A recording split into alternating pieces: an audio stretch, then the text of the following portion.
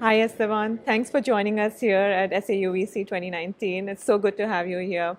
You've seen a lot of competitions along your career.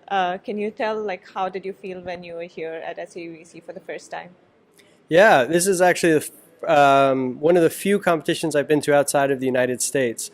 And it's really exciting to see kind of this universal language of robotics and technology. Here we are on the other side of the planet from where we're usually doing our work. And you see the same kind of collaboration and excitement about pushing autonomy and technology forward. So it's neat to see that. That's great. So you've seen some of the tasks. Yesterday we had the qualifying round, and then today we have the final rounds where we have some tasks related to perception, manipulation, and control. So what do you think at the level of difficulty? Do you think it's preparing the students well in the right direction? Yeah, I'm sure it is. Honestly, my skill set is not in the technology part of it, so I don't have a good way to measure kind of the different competitions. But yeah, I see very similar challenges to what we have at RoboSub, for example, going through a gate, perception, and I saw maybe like buckets or something. I'm not sure. Do they need to drop something? Yes. So yeah, same You kind need of. to drop the ball in. So Yeah. very similar, dropping into a defined Right. correct color or correct. Right. So it seems to be similar to what we have in US, I guess. Yeah, similar. One of the challenges I think here, advantage that we have at the venue that we're privileged to be able to use in San Diego is a pool that is very compatible with acoustics, that does not resonate the acoustic sounds. So I know from my very limited technology awareness, I know that these traditional pools are very difficult to do acoustics in. I understand there is a pinger there, so I'd be curious to see how the students manage those echoes and things like that.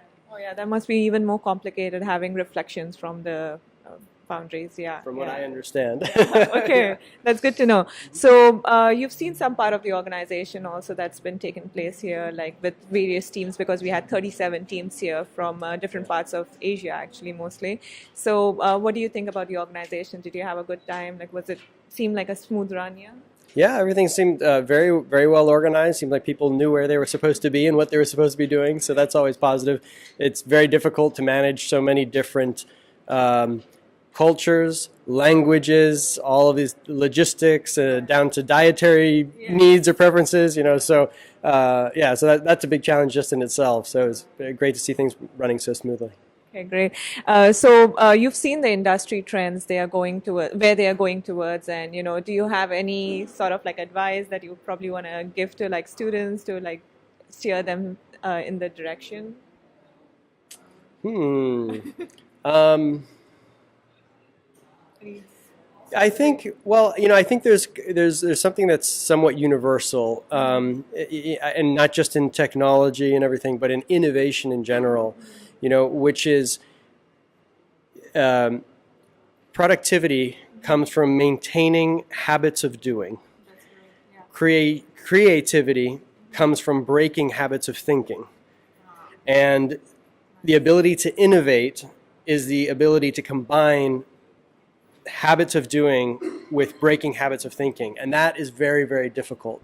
So true innovation is more difficult than just being creative or just being productive. It's meeting in the middle. So I think the one piece of advice I would have is finding ways to put together teams of people that embrace those two disciplines and are able to bring them together for true and meaningful, successful innovation.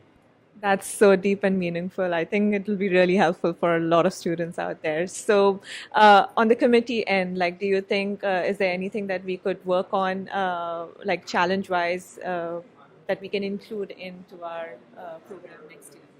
Uh, Not that I've seen. I know that it's always a big challenge to make underwater activities easy for people to observe. That's right. So we've worked really hard to find ways to make it more of a spectator activity. And it's difficult. So it's a hard problem. But that really helps bring the teams together. So for example, teams that are no longer competing because they're no, still find value in being here and being able to observe and learn from what the other teams are doing. So being able to get the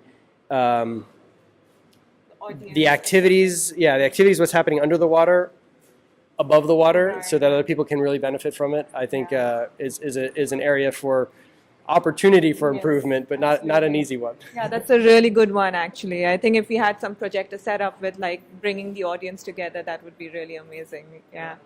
Thank you so much. Thank you. I'll leave you with one last question. Okay. If you had one word to describe SAUVC, what would you say? Challenging. Okay, great. Thank you so much for your time.